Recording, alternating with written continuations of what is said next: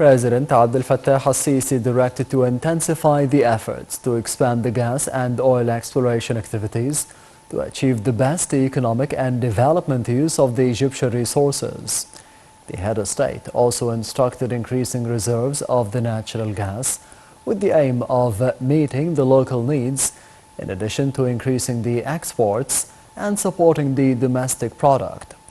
President al-Sisi gave his directives to speed up the procedures to finalize the soda ash production project, which will contribute in achieving sustainable development at the new Alamein city. This came during President al-Sisi's meeting with Prime Minister Mustafa Madbouli and the Minister of Petroleum Tariq Al-Mulla to follow up on the state efforts to increase the oil and gas exploration. During the meeting, Minister Al-Mulla reviewed the current and the future investment plans in the field of oil and gas exploration until the year 2025 in eastern and western the Mediterranean, with total investment value of about $2.1 billion.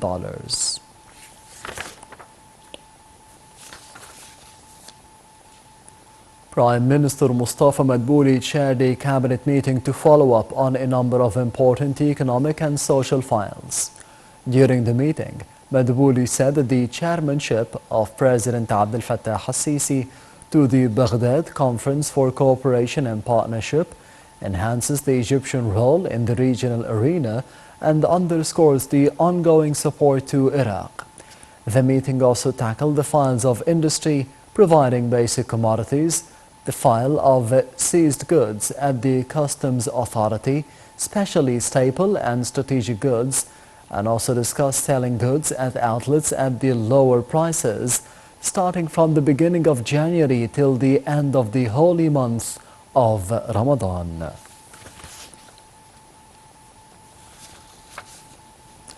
The Suez Canal Authority (SCA) held the press conference to shed light on the 2022 achievements and to respond to questions over the authority's fund draft law.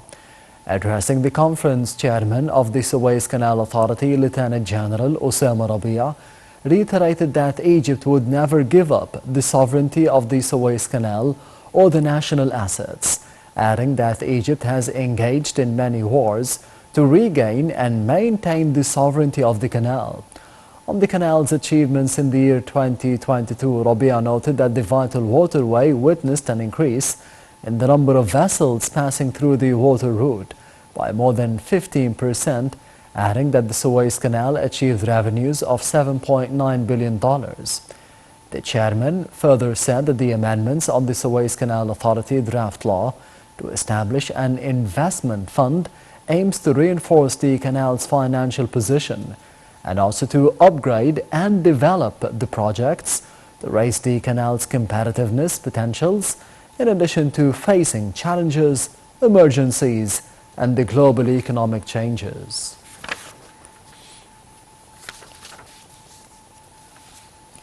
Foreign Minister Sameh Shoukry and the accompanying delegation attended a celebration in Tanzania, marking the beginning of filling Julius Nyerere Dam, which is being carried out by Egypt. In his speech during the ceremony, Minister Shoukry asserted that Egypt would continue boosting the development process in Tanzania. The top diplomat reiterated that the Egyptian participation in building the dam reflects the keenness on supporting development of the African countries. Shoukry delivered President al-Sisi's congratulations to the Tanzanian people on the inauguration of the dam. He pointed out to deep bilateral relations, which had witnessed great progress during the past years. Egypt and Tanzania have been in vibrant bilateral relations for many years, and Cairo's implementation of the Julius Nyerere Dam in Tanzania is a reflection of the Egyptian keenness to enhance the wheel of development in Tanzania and consolidate the African states. Let's have a closer look. In a celebration marking Tanzania's beginning to fill its Julius Nyerere Dam, which is being implemented by Egypt, Tanzanian President Samia Hassan said that her country had achieved great success in the energy sector during the past 5 years. Hassan said her country had succeeded in reaching 10,994 villages with electricity and started to implement the large Julius Nyerere hydropower project, of which would generate 2,115 megawatts. She noted that the six-phase government would continue efforts to strengthen access to energy in the country, including completing the construction of the Nyerere Dam and bringing electricity to the remaining 1,974 villages. The project has a great importance to the Tanzanian people, who number 63 million, as it contributes in power generation, helps control floods from the Rufiji River, and organizes the sustainability of water flows needed to cultivate the lands surrounding the project and river fishing practices in the area. The project is one of the most important development projects in Africa at a cost of $3 billion and reflects the Egyptian company's capabilities in implemented mega infrastructure projects at a number of African nations. It will provide modern energy services to the ever-growing nation, transforming urban and rural livelihoods. Technological advancement and rapid growth also require reliable energy. The project is also a role model of regional cooperation among African states. Egypt and Tanzania have been in vibrant bilateral relations for many years. Thanks to the Julius Nyerere hydropower project, a dream that was conceived by the founding father, Julius Camperidge, in the 1960s, now is coming to completion. Located across the Rufiji River in Julius Game Reserve with planned power of 2,115 megawatts. Julius Nyerere hydropower project is of a JV of TANESCO, TANROADS, TICO, and Constructors JV of Arab Contractors and Al Saudi Electric Company.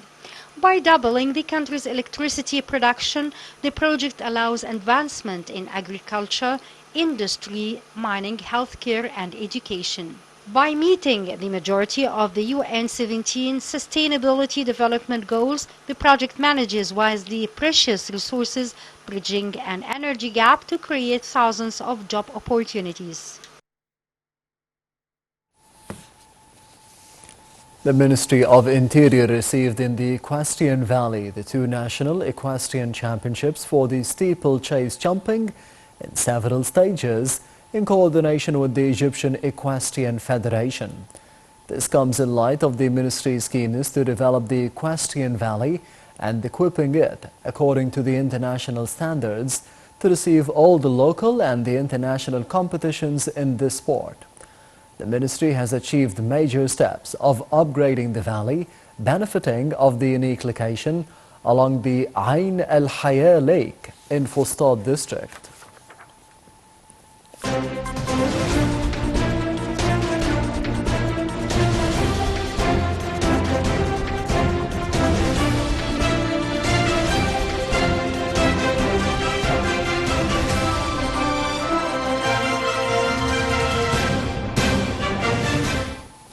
Prime Minister Mustafa Madbouli affirmed that the government attaches great importance to expanding the social protection programs, on top of which the Solidarity and Dignity program, by including the most vulnerable families in cash support programs.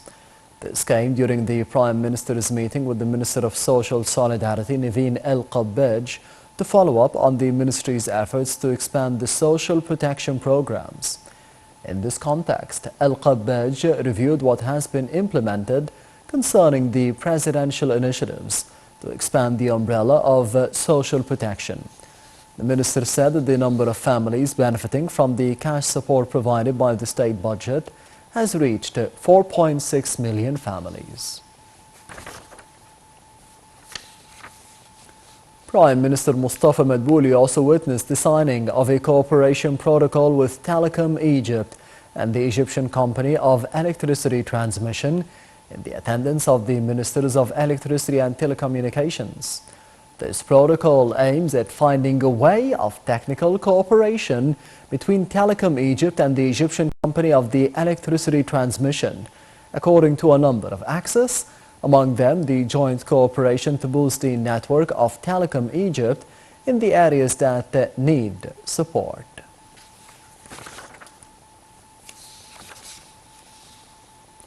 Egypt's stock market indices retreated, being affected by the selling operations by Arab and foreign investors. The main EGX 30 index lost 0.41%.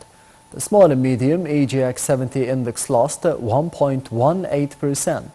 The more expanded EGX 100 index lost 1.14%. The overall transactions and dealings within the session reached £2.1 billion.